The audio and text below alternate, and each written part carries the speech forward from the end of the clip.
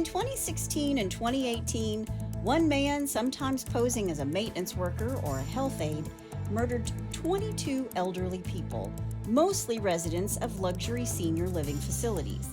Once he gained access to their room or home, he would smother them with a pillow and then steal their jewelry and valuables. But because these people were in their 80s or beyond, no one suspected foul play. Not until one of them survived his attack, and by then, there were 22 women and men who were dead. But his number of murders could be much higher. This is the story of Billy Chemirmir, the Pillowcase Murders. Hey y'all, I'm Chris Calvert. And I'm her husband, Rob Podorf. Welcome to Hitched to Homicide. For better or worse. Till death do us part.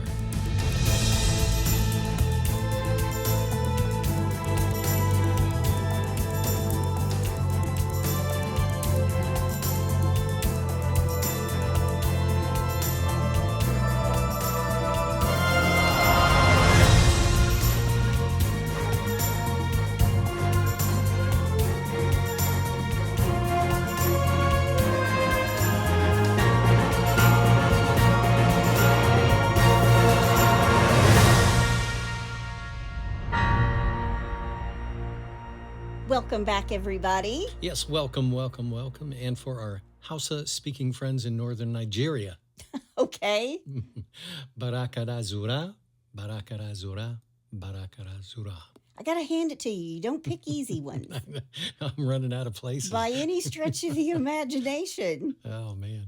Well, wherever you're listening to Hitched to Homicide, hit that subscribe button, then like, rate, and review the podcast. That helps other people and other true crime aficionados to find us. Yep. And if you're watching us on YouTube, be sure to hit that subscribe button below.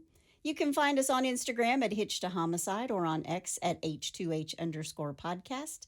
And if you want true crime with us every single day of the week, please join our closed Facebook group, The In-Laws and Outlaws. Go to Facebook and type in H2H In-Laws and Outlaws, answer a few questions, and you are a part of the crew.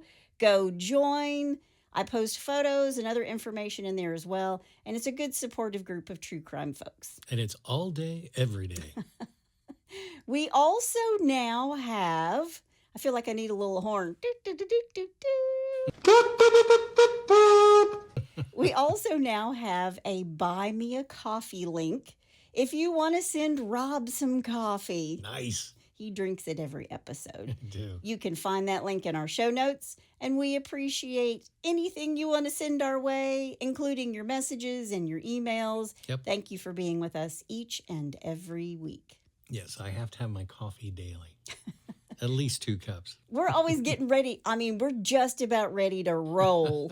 And Rob will be like, oh, wait. I got to go make my coffee. Yeah. I'm rolling my eyes. I know. Well, this case, Paramount Plus released a crime documentary just yesterday, a true crime doc just yesterday about this case. Okay. I had it in my stack. I brought it forward because it is finally going to get some attention. Before we get started, let me thank some sources.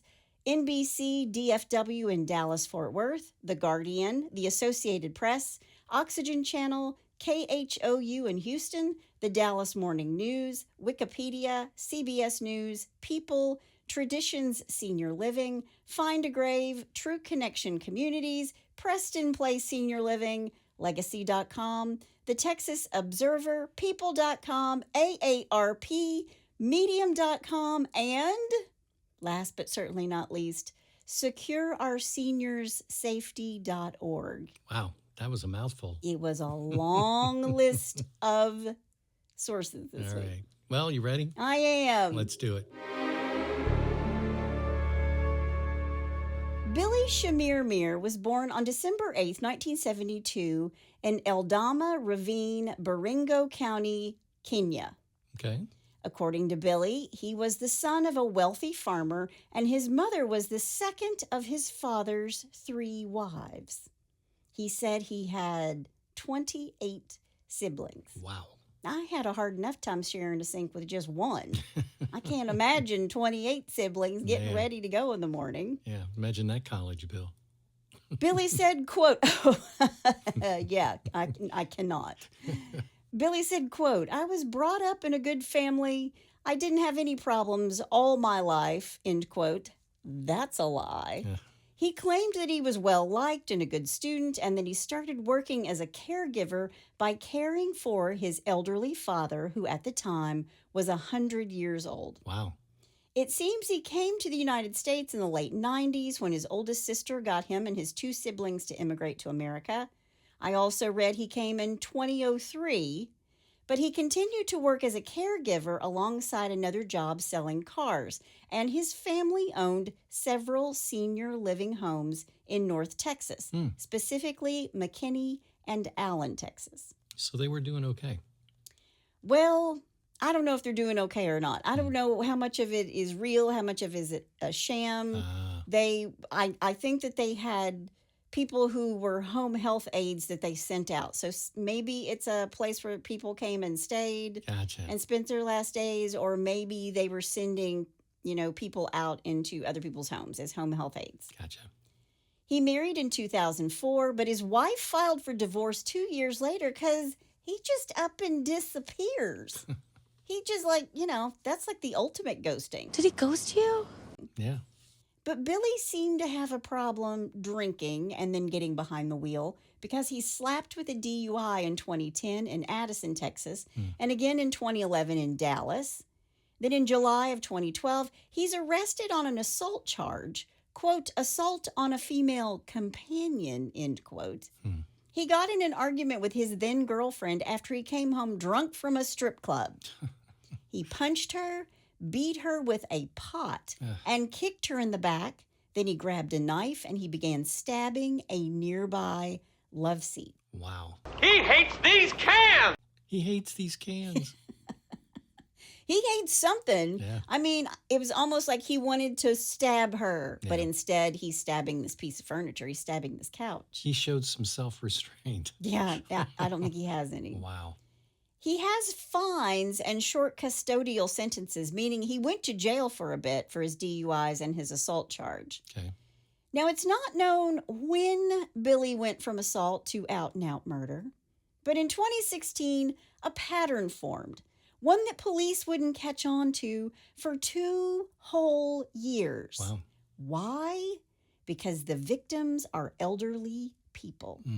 On April 8th, 2016, Dr. Catherine Sinclair is living at Edgemoor Senior Living Apartments in Dallas, and these apartments are very, very nice. You can have a 1-bedroom or a 3-bedroom. It's all right on the Edgemoor property where there are 2 restaurants, a bar, private rooms for parties. There's a fitness center. There are yoga classes, swimming, water aerobics. There's a community greenhouse. There's an herb garden, a movie theater, a library, putting greens. Man, sign me up. It's a luxury senior living center where you have your own apartment and lots of people around you. Nice. And this is where Dr. Catherine Sinclair is living. Okay. Catherine was born on July 23rd, 1928 in New Athens, St. Clair County, Illinois. Her parents were Theodore and Louisa Heinrich Probst. Catherine graduated from St. Scholastic Academy in Chicago, Illinois in 1946 and went on to earn a Bachelor of Science from Loyola University in Chicago in 1952. Okay. Then from 53 until 56, she was a physical therapist in the U.S. Army in Fort Sam, Houston, Texas, Letterman Army Hospital in California, Fitzsimmons Army Hospital in Colorado, and Fort Chaffee in Arkansas. Quite a pedigree. Then she went to medical school at the University of Illinois and earned her MD in 1962. She interned at Charity Hospital in New Orleans, Louisiana, and was a resident in internal medicine.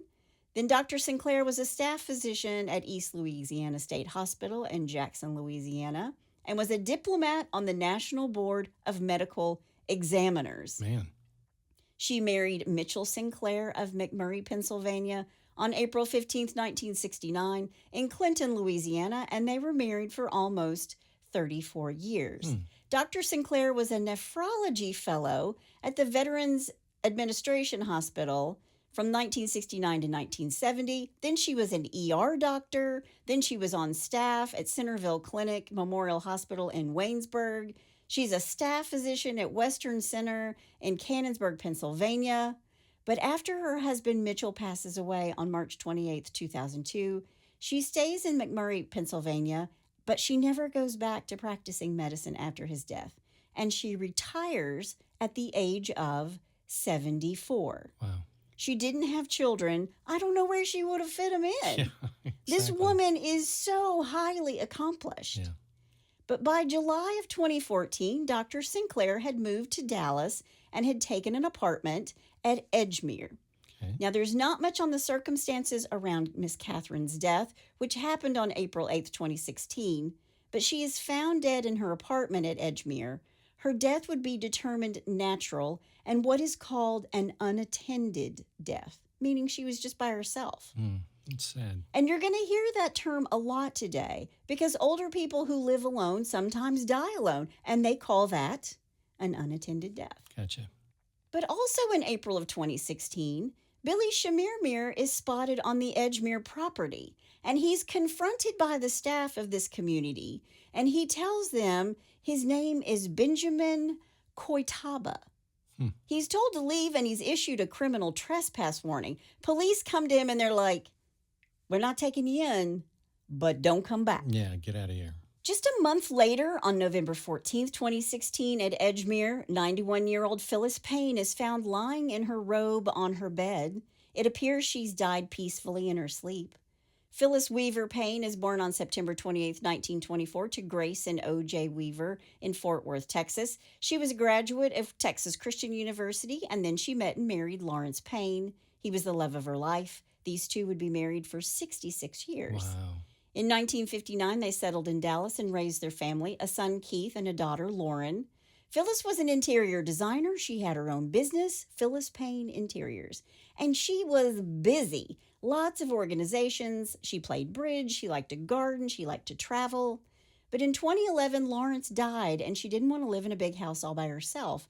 She'd actually been living in the same house for 46 years. Okay. And she wanted to move to Edgemere. She had friends who lived there in Dallas, Texas.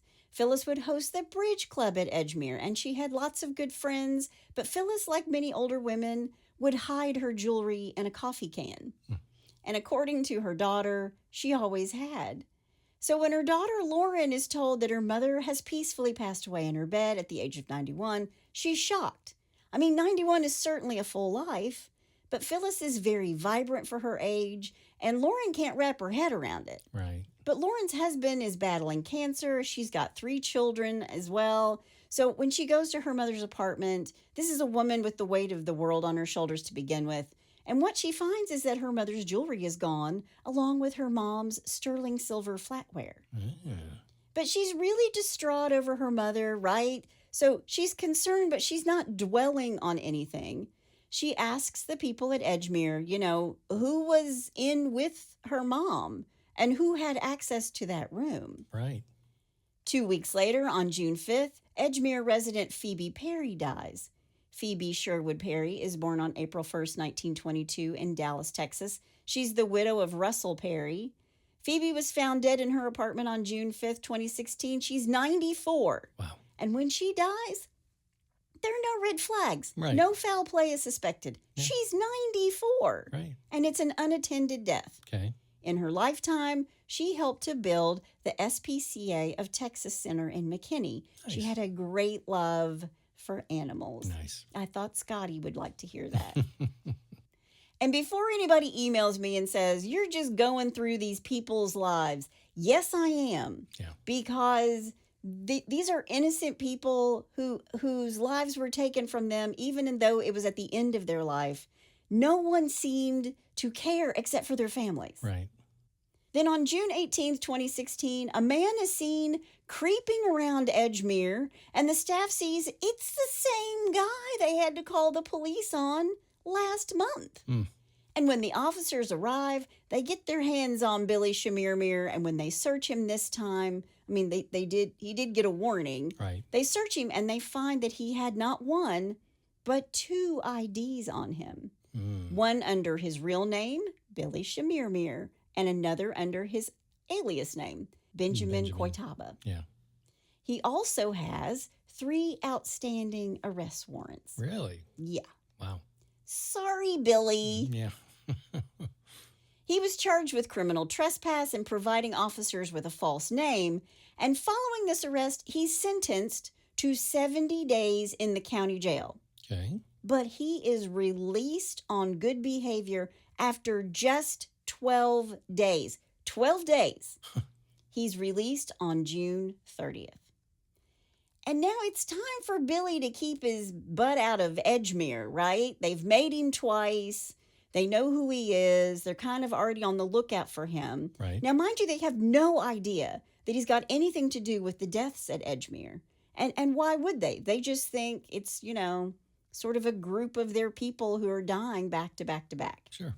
July 18th, 2016, not long after Billy is released on good behavior, he makes his way to Tradition Prestonwood Independent Living Facility. Okay. So he's let out for good behavior on June 30th. And 19 days later, he's shown up at a different independent living facility. He's looking for new victims. That's exactly what he's doing. It's located in North Dallas. It's a premier property for seniors to have independence. This place has 24-hour concierge. It's got the housekeeping, the spa, the barber, the fitness center, the movie theater, all of those same things. There's granite countertops in these apartments and marble bathrooms. Well, it's almost like those people that they do the year-round cruise. Yeah. And they just live on the cruise line. Yeah. Which I think is a great idea. I mean, why not? Yeah. Why not? I've heard this place, Tradition Prestonwood, described as a college campus. It is 15 minutes north of Edgemere. He's not going too far. Yeah. This is where Joyce Abramowitz lived on the 4th floor with her friends. They were called the 4th Floor Girls. And they like to hang out together and to have a glass of red wine together each night. Now, Rob and I have both had loved ones who've had to be like in a nursing home or whatever, where they have friends. And, I just hope that someday when I'm older, I get to hang out with all my friends too. Yep. Joyce Rena Scheinfeld Abramowitz was born on October 25th, 1933 in Israel. Her parents were Misha and Belle. She married her husband. His name is actually Israel. And together they have 3 boys, Matthew, Mark, and Paul. Okay. She and her husband would also have 8 grandchildren. But Joyce is found dead on July 20th, 2016 in her apartment. No foul play is suspected. She's 82 years old. It was an unattended death, but some of her valuables are missing. Also living on the 4th floor is 83-year-old Juanita Purdy.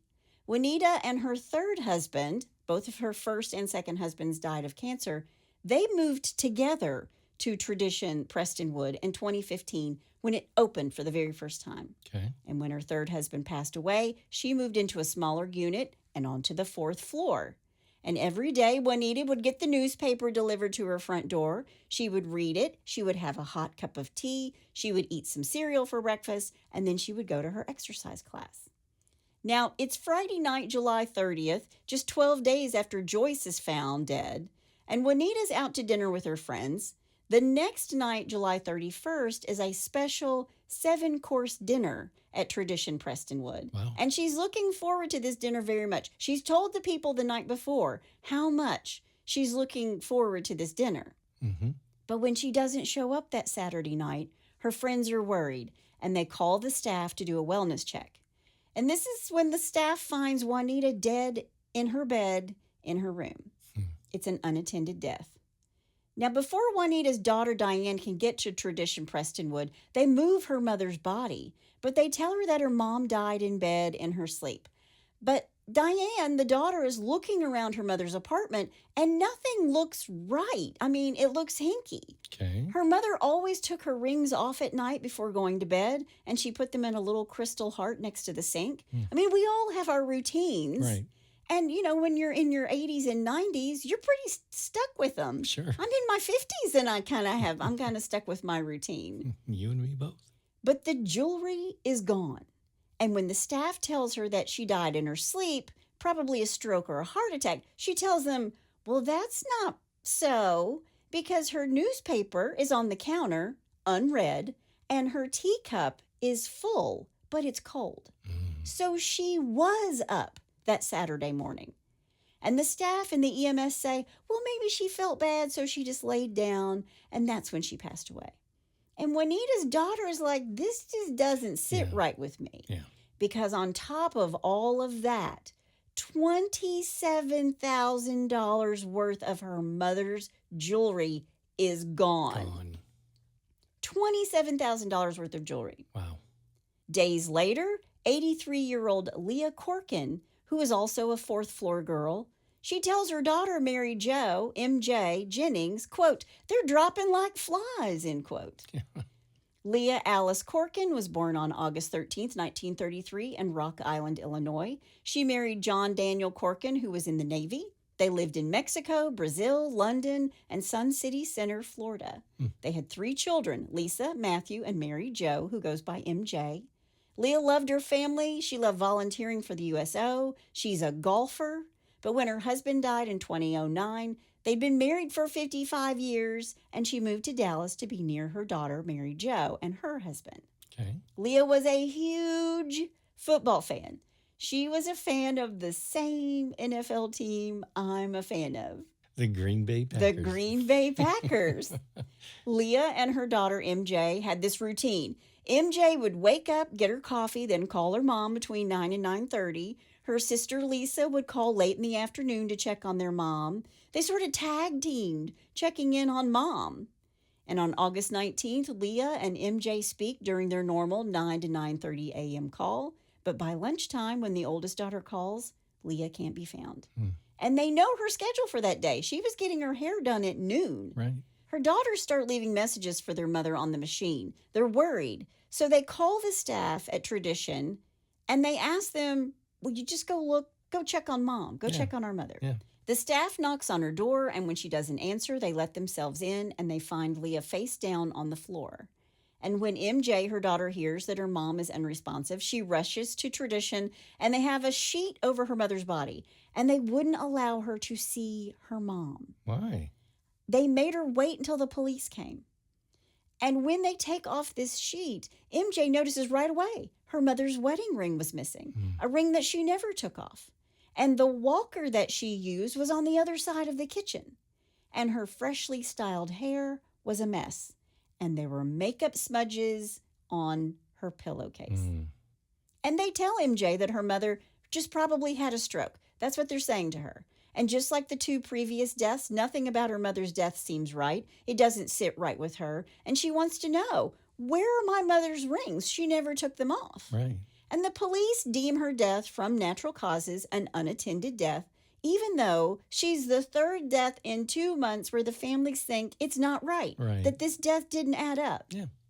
9 days later, on August 28th, 2016, Margaret White, who goes by Peggy, is also found dead at her Tradition Prestonwood apartment. Her death is also thought to be of natural causes. I couldn't find anything about Peggy's life or her family. If I had, I would have told you all about her. But they did say that hers was also an unattended death. 4 days later, Solomon Henry Spring, they called him Saul. He's found dead in his apartment at Tradition Prestonwood. Saul was born on September 28, 1927 in New York, New York, to Max and Minnie Rose Spring. Saul is the only male victim that we know of. He was 89 years old. It was said that he died of natural causes, and it was an unattended death. Is anyone seeing a pattern here? I mean... Well, here's the thing. They're in their 80s and 90s. Yeah, I know, but still... Exactly, which is why their families are like, this isn't right. Yeah. Even though the people who run the place are like, they're old. Yeah. People have strokes. They have heart attacks. And most of these people all had a very clean bill of health. Another resident who had an apartment on the 4th floor of Tradition Prestonwood is Norma French. Norma Wilson French had a sparkle in her eyes and a smile that all knew her adored.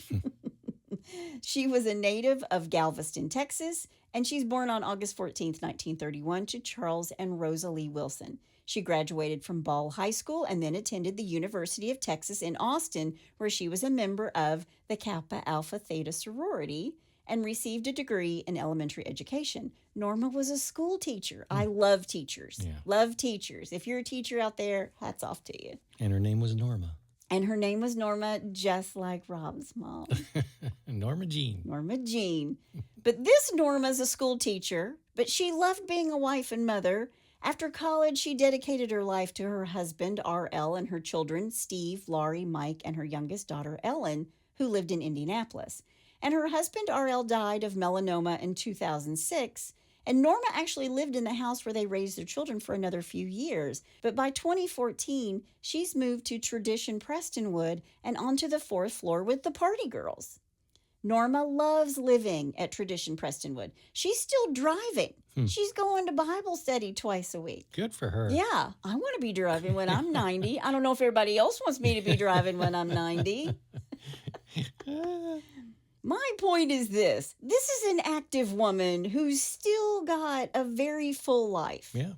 In early October of 2016, she's visiting her daughter Ellen in Indianapolis, and just like Leah Corkin, she has a bit of a premonition. And while she's visiting her daughter, she tells her, quote, "I don't know what you're going to do without me," end quote. When she gets back to Texas, she had planned on going to the University of Texas football game, but she's decided she's not going to go to the game versus Oklahoma, but she was going to watch it. It's Saturday morning, October 8th. She goes to the cafeteria to get a big salad to eat during the first half of the football game. Okay. We know this because she tells her daughter Ellen. But when Norma's other daughter Laurie tries to get in touch with her, she can't get Norma to answer the phone. When they check on the 85-year-old, she's dead. The police arrive, as does Norma's daughter Laurie. They tell Norma's family that it's likely a heart attack or a stroke. But while Laurie is on the phone with her sister Ellen, Ellen asks her sister, take a picture, take a photo of this scene before they move Mom's body. Yeah. And part of that was she needed closure because she was so far away in Indiana. And Laurie and Ellen's brother had died, and Ellen never got to see her brother's body, and she wanted that type of closure. Right. Now, Norma had donated her body to the University of Texas Southwestern. So when they show up for her body, Norma's daughter says, check for her jewelry before they take her body away. Right. Norma doesn't have her wedding rings on. Rings that she could not get off of her finger. Oh. And Norma's salad is sitting in the kitchen, untouched. Her daughter, Ellen, rushes to Texas and sees the salad sitting on the counter. There's blood stain on the carpet. And not only were her mother's wedding rings missing, she had a cross necklace from Italy that she always wore, and that was missing, along with $600 in cash from Norma's wallet. Now, Norma's daughter goes to the staff and is like, where's my mom's stuff? Her valuables, her money, her jewelry. Yeah. Was it your staff here at Tradition Prestonwood? Was it the EMS? Was it the fire department? And the director of the facility calls her the next day to say, we've had 2 prior deaths. There were more.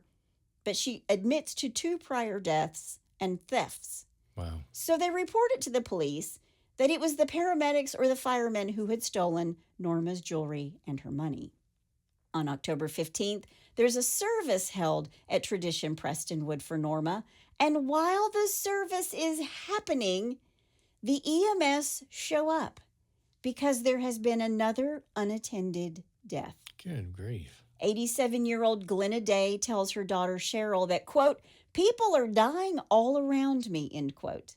She tells her daughter, quote, I'm thinking I should move because my friends are dying, end quote. Wow. Glenna even goes to her own doctor for a checkup after her girlfriends are dropping like flies around her. Right.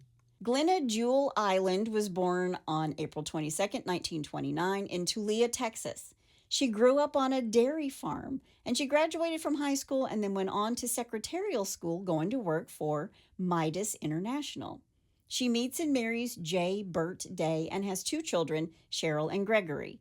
Glenna's husband would die in 1980 after having polio since the age of 7. He actually died of emphysema because he was a smoker. He was only 52. Wow. And at that time, she retires from Midas after working there for 25 years. This is when she started a new phase of her life.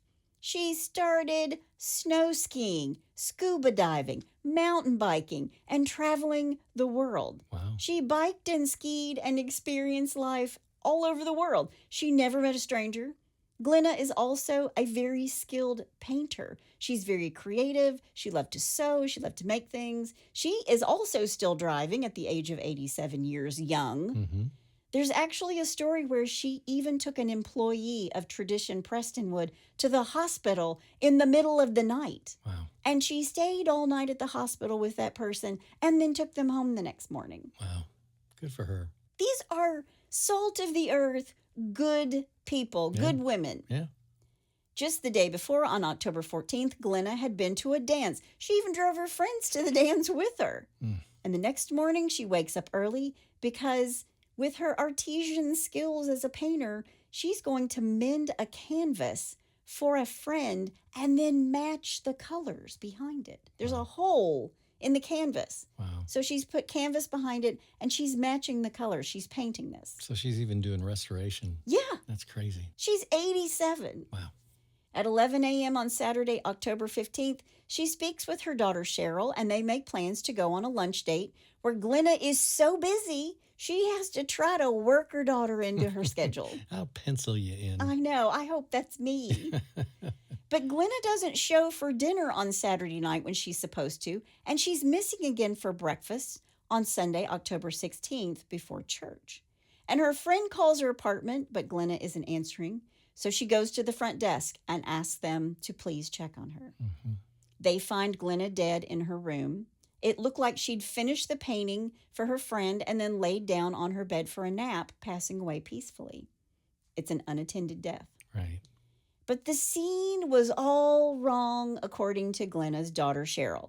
Her mother had a very expensive bedspread, a $400 expensive bedspread. Wow. And she didn't lay on it or sit on it. I wouldn't either. Yeah. She always turned it down. And now she's laying on top of it. And she's wearing her painter's smock. And she still has paint on her fingers. And she would have never gotten on the bed that way. Right. Not to mention, Glenna's head isn't even on a pillow. And according to her daughter, her face seemed odd, that she didn't look like she was at peace. Glenna's jewelry was locked in a safe. She had arthritis, and her joints were so swollen that she couldn't wear her rings, but she had a Rolex watch, and it was missing from its case. And all of the cash in Glenna's wallet was gone. Glenna Day was 87 years old. 2 weeks later, on October 30th, 2016, Doris Gleason is found on the floor of her apartment. Her daughter notices that a guardian angel necklace was missing from around her mother's neck, and she never took it off. And all the cash is gone from her mother's purse. 2 weeks later, on November 13th, 2016, there's a report of a suspicious person. The police report doesn't name anyone, but the description is dead on Billy Chemirmir. He's seen at Tradition Prestonwood several times, saying he is checking pipes for leaks. And the report is that this well-dressed man is walking around telling these people that he's there as a maintenance worker. He's in a coat and tie, and he's carrying a leather satchel. Okay. And they can see him on the CCTV inside the buildings. Mm-hmm. Now, after this, Tradition Prestonwood ramps up their security at the request of the Dallas Police Department. Not on their own, but at the request of Dallas PD. And then the suspicious deaths stop. And these families are trying to move on, but nobody has answers for them about their mother's death or their father's death, Right. or their parents' belongings. Sure. Ellen French House, Norma French's daughter, gets an update on the EMS and the firemen stealing her mother's jewelry and cash. And the police interview these guys who say their hands are clean. They didn't steal anything. Right. And Sergeant Davis with the Dallas Police Department tells her that it was, quote, an inside job, end quote. And he tells her something is fishy at Tradition Prestonwood. Okay. And that is an understatement. It took him this long to figure that one out? Oh, it's going to take him even longer to figure this out. But I think the detective is still of the mindset that these people were dying of natural causes, and then someone from inside the facility was stealing from them. Right. September 2nd, 2017, Helen Ann Lee, she lives in Frisco, Texas, at the Parkview Senior Living Center. Parkview is again another upscale senior living community. Helen was born in Pittsburgh on August 18th, 1935. She was a 1952 grad of Clayton High School in St. Louis and attended Wash U to study fashion design. She married Bob Lee on November 24th, 1956, and moved to Texas in 2012 to be near her daughter and grandchildren. She was found dead in her apartment at Parkview Senior Living Center of natural causes. It was an unattended death, and some of her jewelry and her property are missing. Also at Parkview Senior Living Center is Marilyn Cardillo Bixler. Marilyn was born and raised in Youngstown, Ohio, and was the only child of Anthony and Hilda Cardillo. Marilyn was a singer. She actually met her husband, Chuck, through her voice teacher. She attended Westminster College in New Wilmington, Pennsylvania, where she studied music. And after college, she married Chuck, and these two were together for 62 years until he passed away in 2010. They had 5 children together, and after her kids are grown, she goes to work as an investment banker at Bank of America. Really? In 2015, she moves back to Texas to be near her family. She loved to read. She played bridge. She had 2 dogs, Carly and Cody. No, we had a Cody. We had a Cody once upon a time. Yeah. And she was crazy. Yeah, she was a Jack Russell, and she lost her mind a lot. Yeah. On September 17th, just 15 days after Helen Lee is found dead at Parkview, Marilyn Bixler is also found dead in her home of natural causes. It's an unattended death, and property is missing. Then 6 weeks later, on October 29th, 2017, a 93-year-old woman at Parkview is attacked. He has knocked her from her walker and smothered her with a pillow. But when she comes to, she calls the police, and she tells them, a well-dressed man came to my door. He said he was a maintenance man. She told him she didn't need anything worked on, but he forced his way into her home, knocked her down, and tried to smother her. He took her jewelry, and he left. But this nameless woman cannot give a full description of this perpetrator. Really? That's called foreshadowing. Oh, here we go. Yes. So this is Billy's MO. He poses as a maintenance worker or a home health aide. In a suit. Carrying a leather bag. Wow. He forces himself inside their homes in these luxury senior living communities. He tells them to lie on the bed, so it looks like they've died there. And then he smothers them with a pillow. And when he thinks they're gone, he loots their home and takes their jewelry. And he's just getting started, folks. He's going to pawn this jewelry off. He's going to sell it. Wow. As it quiets down at Parkview, it gets suspicious at a place called Preston Place in Plano, Texas. And Preston Place is just like Tradition Prestonwood and Edgemere. It's an upscale resort-style gated living community. Restaurants, bistros, clubhouses, libraries, chef-prepared meals. Wow. And living there is Minnie Campbell in apartment 1415. She is found dead on October 31st, 2017. Again, it's real natural causes, an unattended death with property missing. 5 weeks later, Billy murders 79-year-old Diane Delahunty on December 5th, 2017, also living at Preston Place in Plano. Diane Delahunty was found dead in her apartment 3 days after having lunch with her adult children. Her daughter found her on the floor, and the family thinks she fell out of bed. But then they notice that her jewelry is missing. Her rings are missing. Next is Mamie Del Maya. By the way, these ladies have just the most spectacular names. Mamie, I love this. Mamie Del Maya. Yeah. 3 days after Diane, Mamie is found dead on December 8th, 2017. It's an unattended death with property missing. Then 2 days later, an unknown victim dies at Preston Place on December 10th, 2017. She's a Jane Doe to this case, obviously not to her family. All of these are unattended deaths with property missing. And still no one sees a pattern in any of this. Exactly. Yeah. Then Billy goes back to tradition Prestonwood, and he murders Doris Wasserman 2 days before Christmas on December 23rd, 2017. Each time, these deaths are ruled unattended and natural deaths. Wow.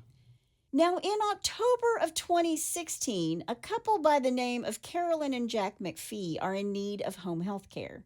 Jack has a neurological disease that keeps his mind sharp as a tack, but his body's not working. It's not Lou Gehrig's disease, but I guess it presents as something similar. Okay.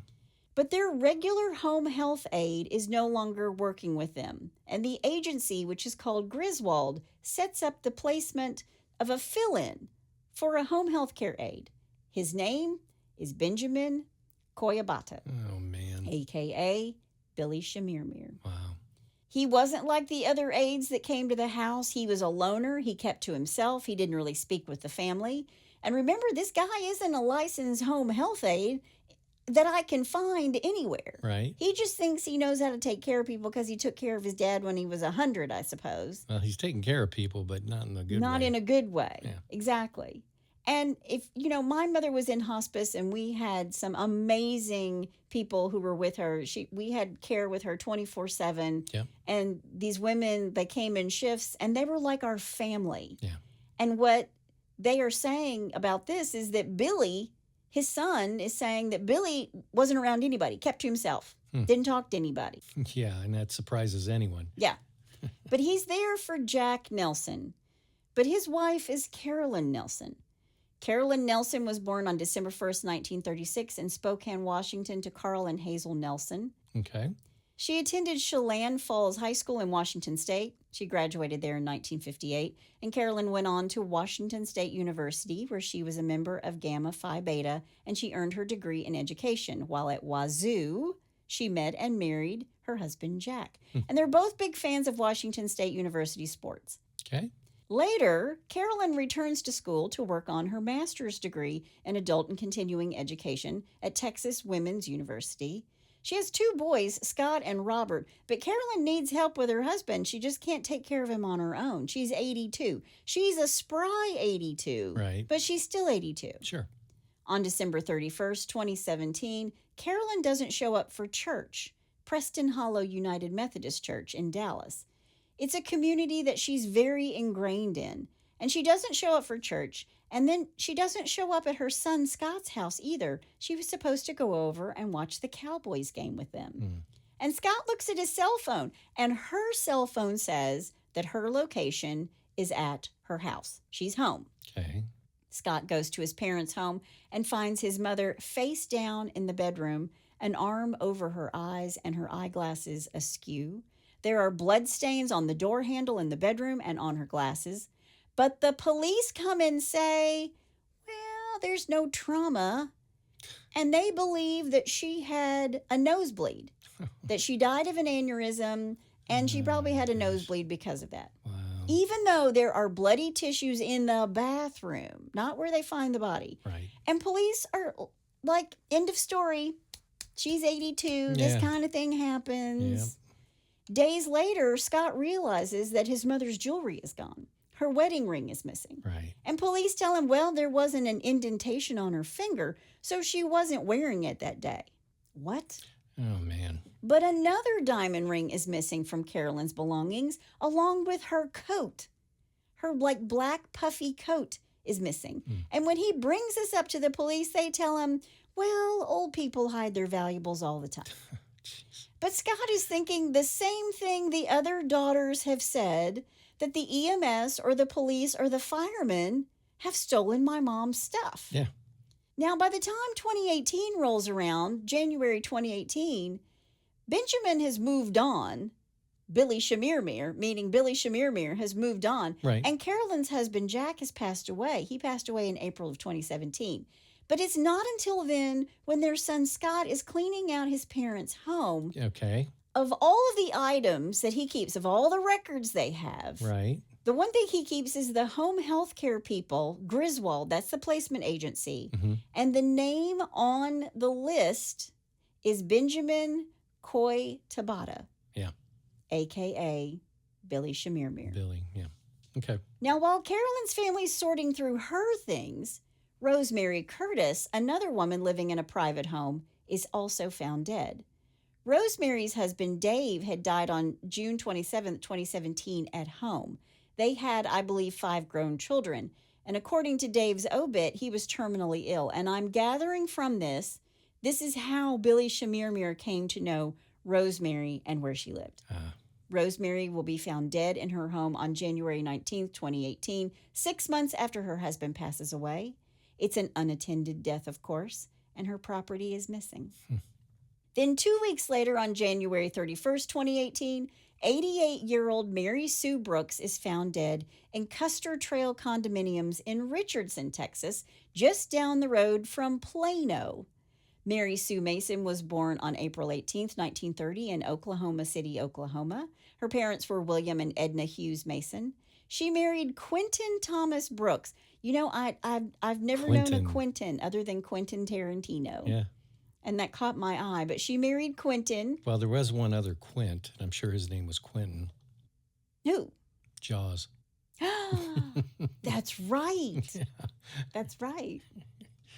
But she marries Quentin Thomas Brooks, who preceded her in death in May of 2007. And this time, Billy's actually stalking his victim at the local Walmart. Jeez. He sees her at Walmart. He follows her. Then he follows her into the parking lot and her car all the way home. Then he forced his way into her home, smothered her with a pillow, and stole from her. And missing from Mary Sue Brooks's home was her safe, most of her jewelry, including wedding rings and a coral necklace that she always wore.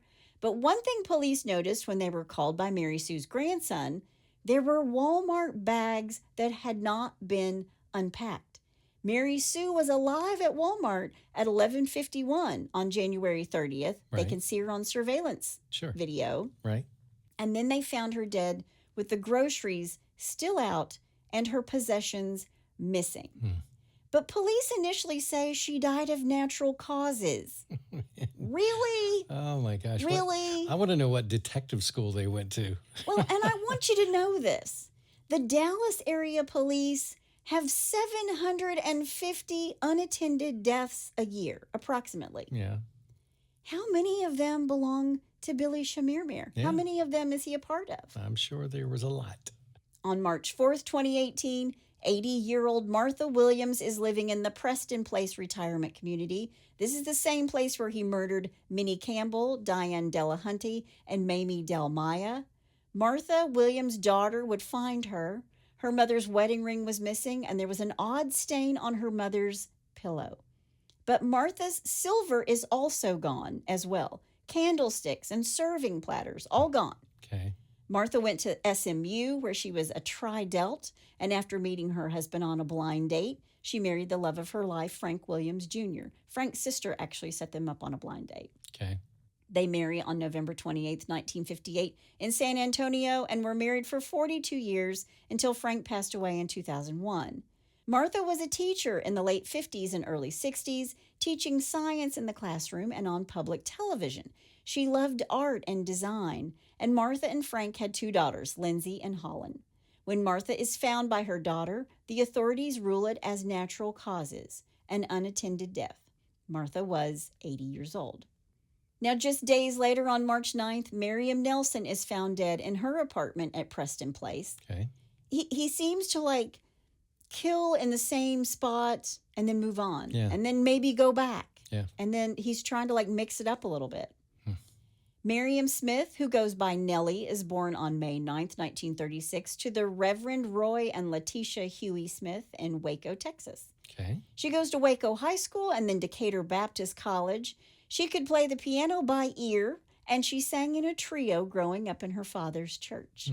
She met and married Alan, the love of her life. They moved for his job a lot, but settled in Granbury, Texas. Okay.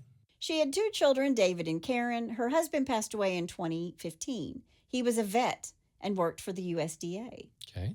Not a veteran, but a veterinary. Right. These 2 were married for 59 years. On a side note, she was a huge Texas A&M football fan. I love these ladies who are football fans because I am too. Yep. When she's found, her belongings have been stolen. It's ruled a death by natural causes. And of course, it's an unattended death. And of course, things are stolen. Yeah. It's the same thing over and over and over again. Yeah, I know. And these theft charges are piling up on these police officers' desks. Yeah. But they're not putting it together. Yeah. March 18th, 2018, Ann Conklin is killed in her apartment at Preston Place Retirement Community. So this is 9 days after Nellie. Ann Meredith Valentine is born on April 25th, 1935 in Hollywood, California, to Harold and Ora Mae Valentine. She had 2 younger sisters, Sue and Mary Jo. She grew up in New Jersey and went to Pembroke College, which is now Brown University. Oh, wow. But she finished college at the University of Michigan. You know, one thing that I notice about all these women, they're all very well educated. Yeah. They've all had such amazing lives. Yeah. And they're all just in their late 80s and 90s, and they're still just out there doing everything they want to do. They're just living life to the fullest. Yeah, they're enjoying life. She married her first husband, Frederick Stucker Jr., and raised 4 children, Frederick III, Gloria, Jennifer, and Susan. She and Fred divorced, but they remained friends. She went back to school and got her MBA while working in commercial real estate, and she also taught 7th grade and worked as a paralegal. This is exactly what I'm talking about. Yeah. After moving to South Carolina, she met her second husband, Warren Conklin. These 2 traveled and loved spending time together, and he passed away in 2006. She loved to travel. She had visited every continent, including a trip to Antarctica. Wow. Yeah. Jeez. She is found in her apartment in Preston Place. It's ruled that her death is from natural causes, but she is missing property. Her stuff has been stolen. Right. And they just say it's another unattended death. And she was old, so she just hid things. Yeah, I mean, it's crazy. It's crazy. Yeah, whatever. And like I said, these theft reports are piling up on the Dallas and Plano, Texas Police Department's desks. Sure. All older people, most of whom died at these expensive retirement communities where people have money and jewelry. But they're not putting it together. Well, that's what I said. What I said earlier, you know, what detective school did these guys go to? Yeah, Good they don't grief. put it together until March 19th, 2018. And I want you to remember, this is 2 years after we have our first known victim of Billy Chemirmir, Dr. Sinclair. Right. 91-year-old Mary Bartell is shopping at the exact same Walmart where Billy stalked, followed, and murdered Mary Sue Brooks. He sees Mary Bartell. He follows her. She's driving, by the way. She's 91. Wow. Driving, shopping by herself at Walmart. She's like Nina. That's my grandmother who lived to be 100. Yeah. Well, she drove until she backed into a police car. Well, that'll stop That'll you. pretty much do it. Yeah. My mom stopped when she turned a corner and ran over a stop sign. I think that's when they start taking your license away. Yeah. That's where, Mom, we need to talk about this. Yeah, exactly. But Mary Bartell's 91, and she's out tearing up the roads, going to Walmart, buying what she needs. Right. But Billy Chemirmir is following her, and he follows her back to Preston Place Retirement Center. He knocks at her door, and when she opened it, he forces his way into her apartment. He's wearing green rubber gloves. Quote, "I knew I was in grave danger," end quote. Wow. He told her to, quote, "go to the bed. Don't fight me," end quote. Jeez. Then he put a pillow over her face until she lost consciousness, using, quote, "all of his weight to keep me from breathing," end quote. Wow. She did pass out. Mary Bartell does pass out, and her heart did stop. But Mary has a pacemaker with a defibrillator. Ah. And when her friend finds her, she calls 911. And when Mary comes to, she realizes that she's missing her wedding and her engagement ring, and she tells the EMS and the police everything. Wow. Then she tells them an exact, perfect description Nice. of Billy Chemirmir, Very nice. the man who'd been arrested for trespassing at Edgemere 2 years prior and was the subject of suspicious activity at Tradition Prestwood. Right. On March 20th, 2018, the very next day, police stake out Billy Chemirmir's apartment in Dallas.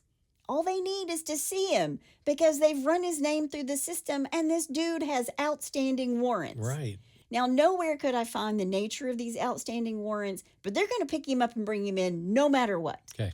And while they're waiting for him to come back to his Dallas apartment, Billy is back at Walmart stalking his final victim, Lou Tai Harris.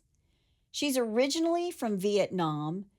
Rob's going to love this. She actually escaped from Saigon by helicopter from the American Embassy and taken to a U.S. aircraft carrier in the South China Sea during the fall of Saigon. Yeah, that famous photograph of on top of the embassy in there. Yeah, wow. She was one of those people. That's crazy.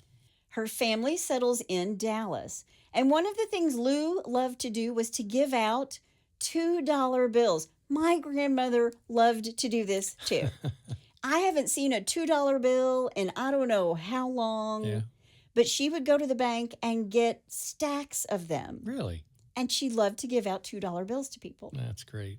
On March 20th, Billy sees Lou in Walmart and begins to follow her, just like he'd done with 91-year-old Mary Bartels.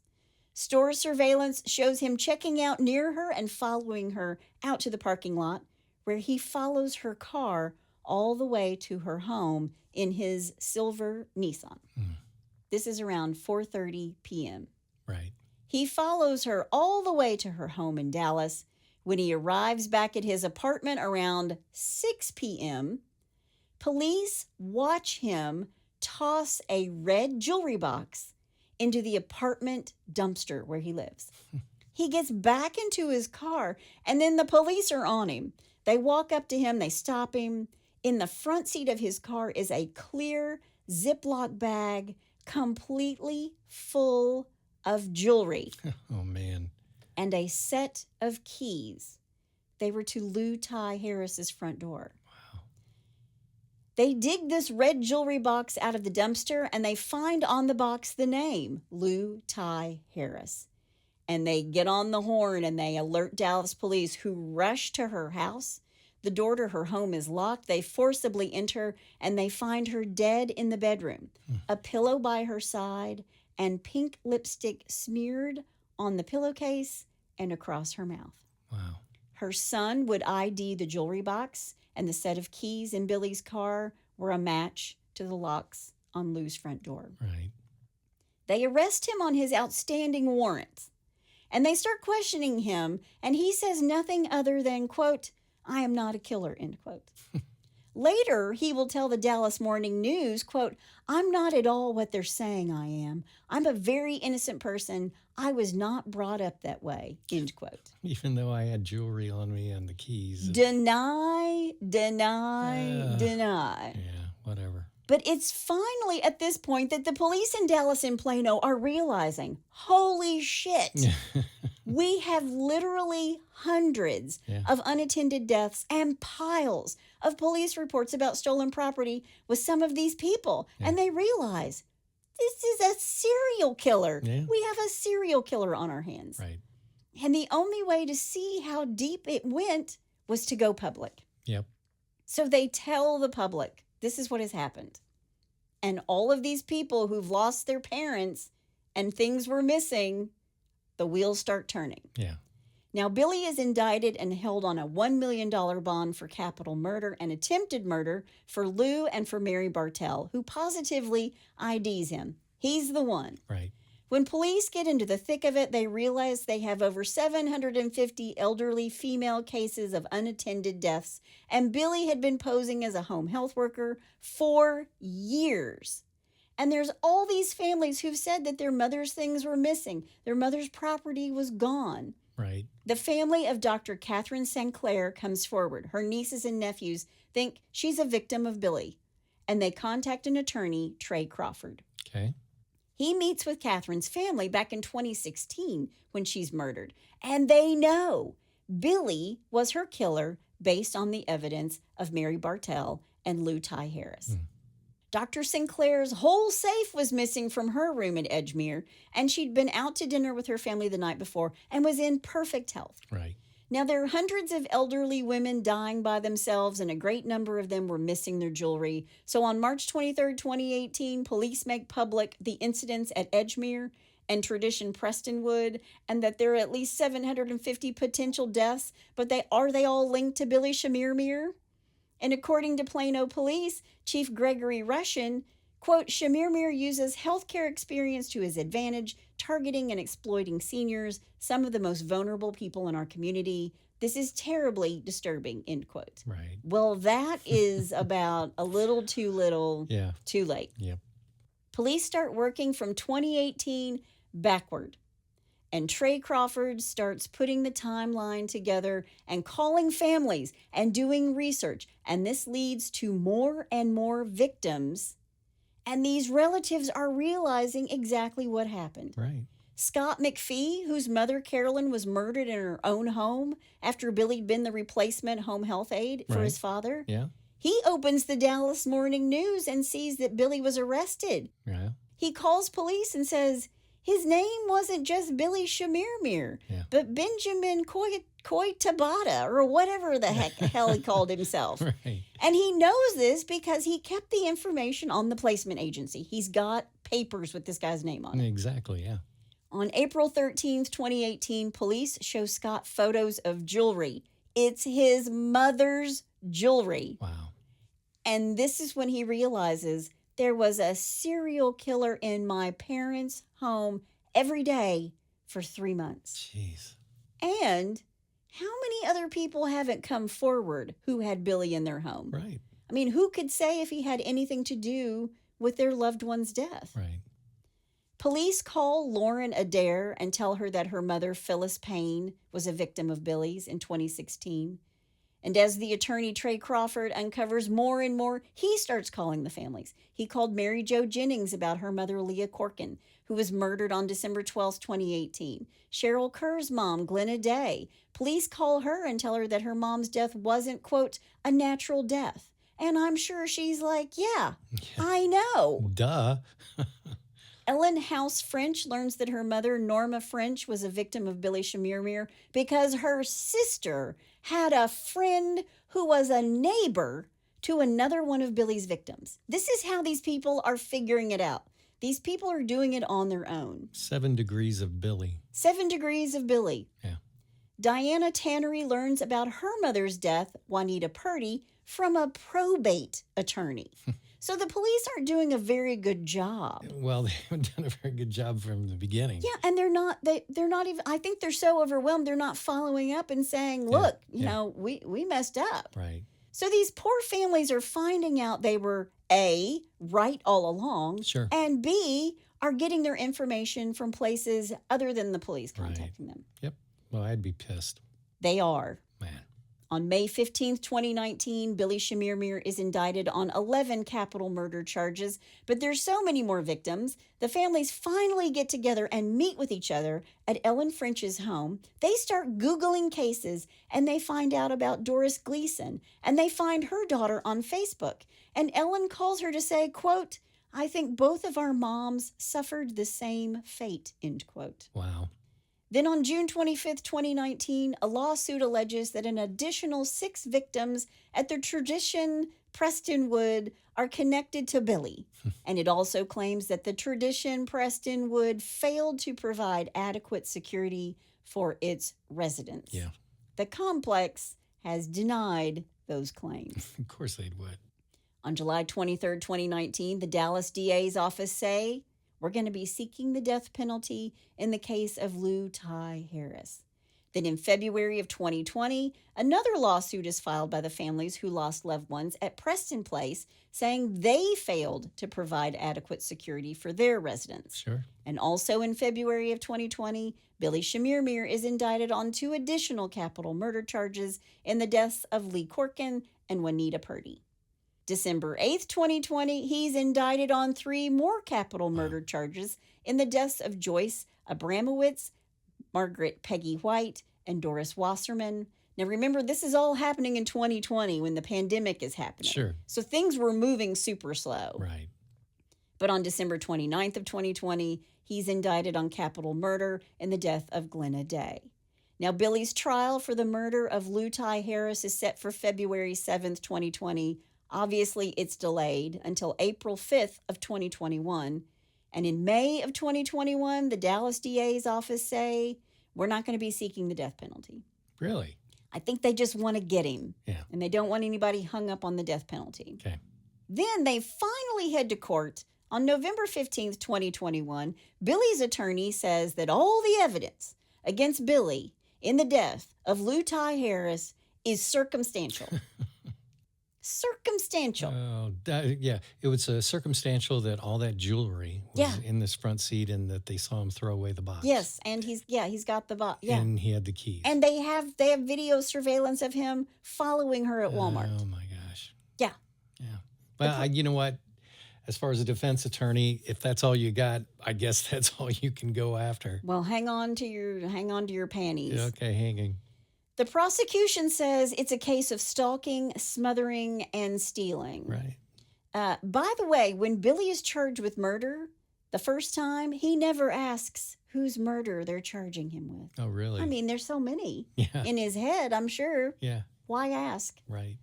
When the trial begins on November 15th, 2021, it's all over by the 19th of November, 4 days later, and it ends with a hung jury. What? One person held out and wouldn't find Billy Chemirmir guilty. What? No matter how many times the judge sent them back to the jury room to deliberate.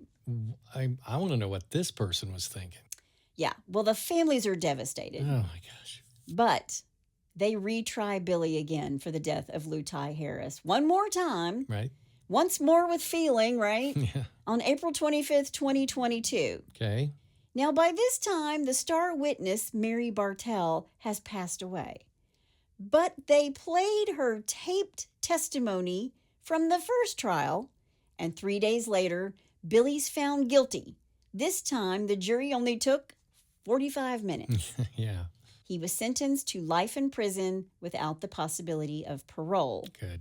Then on June 28, 2022, the Collin County prosecutors announced 4 more capital murder indictments for the deaths of Marilyn Bixler, Diane Delahunty, Helen Lee, and Mamie Del Maya. Wow. On October 3rd of 2022, Billy is tried for the murder of Mary Sue Brooks. She's one of the women he stalked at Walmart. And I kind of know why they picked these, or at least I think I know, because they have surveillance footage of him stalking these women. Yeah, they've got clear evidence. Yeah. Yeah. And they do this. They try him for this murder because they want to have a backup case, just in case he somehow beats the first murder sentence. And on October 7th, Billy Chemirmir was convicted once again and sentenced once again to life in prison without parole. Okay. Now, the family members were lining up to give victim impact statements because after the second conviction, the other cases are dismissed. There's no reason for them to tie up the court and do all this, right? Right. And as these heartbroken family members had their say, Billy Chemirmir looks straight at them, no expression whatsoever. Nothing. Cold-hearted. There are 22 known victims of Billy Chemirmir. He had their silver in his trunk, their jewelry in his Ziploc, and what he didn't have, he had sold to a Dallas gold and silver exchange shop in a strip mall. By the way, they have video surveillance of this as well. Man. By the time they're going to court, people who had blood in the crime scene, which they now know is a crime scene, some of they're having DNA testing, and some of it is actually coming back to Billy. Really? So there's no question whatsoever. Right. But after he's stolen all of these things and taken all of these lives, authorities say he sold off over $91,000 worth of jewelry, which was probably all melted down and sold for bulk. Sure. These families are still enraged because think about this. If these deaths were happening, if these unattended deaths where jewelry or property was taken off of bodies, if it was happening to a group of 20-year-olds, say it's on a campus instead of, it's on a college campus instead of on this, luxury retirement campus, police would look into it. And because they're elderly, they didn't. Right. And I mean, sometimes the coroner has even admitted that he did his business over the phone with the police or the EMS. Man. Because it's an unattended death. It's somebody who's 90, saying it would be physically impossible to attend every elderly death. That's when attorneys could have a field day with that. Yeah. There is a website dedicated to these women and men that's run by their sons and daughters. It's called secureourseniorsSafety.org. I will have a link to it in the show notes, but they are working hard in Texas to ensure nothing like this ever happens again. Wow.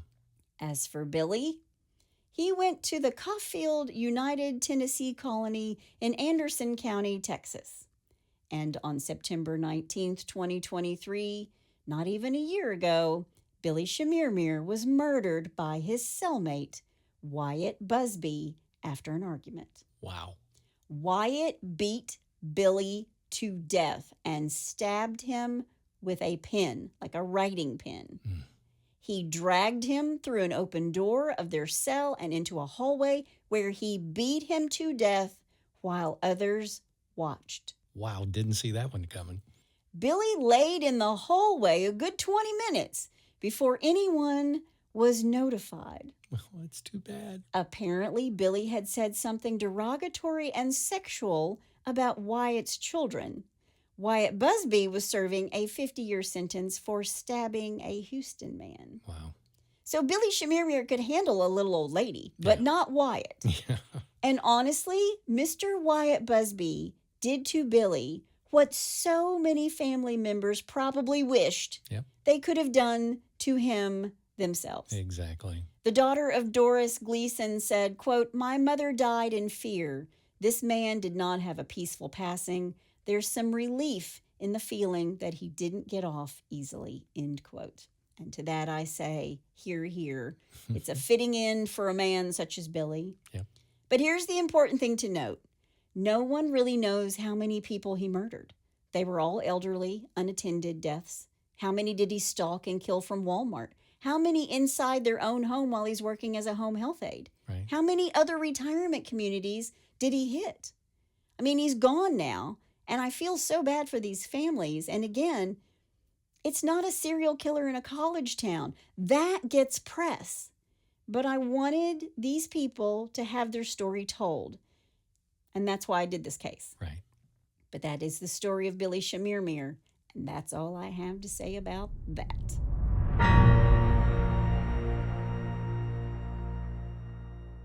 You know, there's a special place in hell for 3 types of murders and things like this. And number 1 is, you know, obviously older people. The second one is younger people, like kids. And the other one are animals. Yeah. Special place in hell. Yeah. Yeah. Yeah. I hope he's enjoying himself. I will say that there is a law. It's called Maryland's Law, and it's named after Marilyn Bixler, whose daughter found out through Facebook Messenger from another victim that her mother's name was on this list the police had, where her mother's death had been changed from natural causes to undetermined. The law mandates that families must be notified if a death certificate is changed, aiming to ensure that families are informed in a timely and official manner about any changes related to the cause of the death of their loved ones. These women have worked, and men, I don't want to say just women, have worked tirelessly. This website is really incredible. If you've got an older person that's living in assisted living or has a home health care worker in the home with them, Right. you know, I urge you to go check out their website. And again, I will have a link to that in our show notes. Okay, well, let's try to lighten this up just a little bit. You know, when you were saying, you know, we always say Billy's like on his way down, on his way down. I just have this vision of all these lovely women, the 4th floor girls with a little glass of wine, and they're just like waving at him like, bye, Billy. See you, pal. See you, Billy. Yeah, see you, Billy. Yeah, see ya. All right, moving along. Let's do a little bless your heart. Well, bless your heart. All right, this first one I'm calling Happy Meal, Happy Ending. I don't know what to make of that title. It's okay. Okay. Don't go there.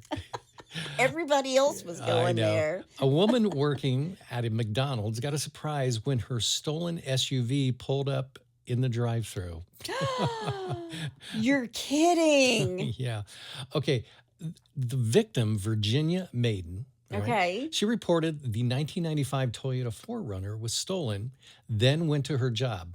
I used to drive a 4Runner. It's a great car. Yeah. Minutes later, while working the drive-thru, Maiden noticed her vehicle waiting to place an order. I mean, can you even Oh imagine? my gosh. Police arrested 22-year-old Catherine A. York. She was charged with possession of a stolen vehicle and could be facing more charges after police found a large amount of clothing in the vehicle that still had the security tags on it. Oh, wow. Yeah. Wow. Yeah, she didn't think that through. She's like did she? stealing on all levels. Yeah. So she got picked up. You know she was in that drive-through. She sees her car and she's like, I'll have the number one. Yeah. I'll have the 4Runner to go, please. And she's back there. Yeah. All right, number 2. They racked up some charges. Okay. A Canadian mother and her daughter were stopped trying to cross into the United States border with nearly $60,000 in their bras. What? Yeah. How big were the bras? The money was discovered after the duo drove to the American side, and border agents in Detroit inspected their car and found $15,000. Okay. During a pat-down, agents discovered lumps in the bras of Mora El Asmar, 51, and her 16-year-old daughter, and found $59,000 in cash sewn into the linings of the undergarments. Oh my gosh. That took some work, Yeah. man. Well, it's a crime to try to transport more than $10,000 in U.S. Across the border. U.S. Yeah. currency in or out of the U.S. That reminds me of what's the Jordan Belfort movie? Oh, no shit. Wolf of Wall Street. Wall Street, yeah, exactly. Yeah. Yeah. That reminds me of Wolf of Wall Street, where they're just taped on and they're getting on the plane going to Switzerland. Yep. Okay, and finally, number 3, fail, literally. Literally. A college student in suburban Atlanta is accused of faking his own kidnapping to avoid telling his parents he was failing a class. Oh, God love it. Bless his heart. Yeah. He just didn't want to tell him. I know. Authorities said Aftab Aslam, 19, bought a cell phone and texted his parents a story about being kidnapped, then camped for a week at an undeveloped area. Oh, he was gone for a full week. But the weather turned cold and rainy, and then he went home. Oh. Police said Aslam left home because he didn't want to tell his parents he was failing an English class at Georgia Gwinnett College. No. Yeah. Bless his heart. I know. Aslam is charged with making a false report and terrorist threats, along with tampering with evidence. You can take that class over. Yeah, exactly. You can take that class over. Yeah. God love him. Bless his heart. Well, I want to know if his parents were more pissed that he was failing English or that he did this. I bet he did that. I can guarantee it. If he was gone for a week and they were worried sick about Oh him, my gosh. yeah, I'd kill him. Yeah. And then I'd hug him. Yeah, bless his heart. Well, if you have a bless your heart or you know somebody's heart who needs blessing, Yep. all you got to do is go to hitchtohomicide.com where there's a pull-down menu. While you're there, you can also suggest a case, Yep. and you can tell us about your brush with true crime. You can give us your own true crime story. Yep. That's my amazing husband out there. And that's my beautiful bride in the booth. Join us next time on Hitched to Homicide. Bye, y'all.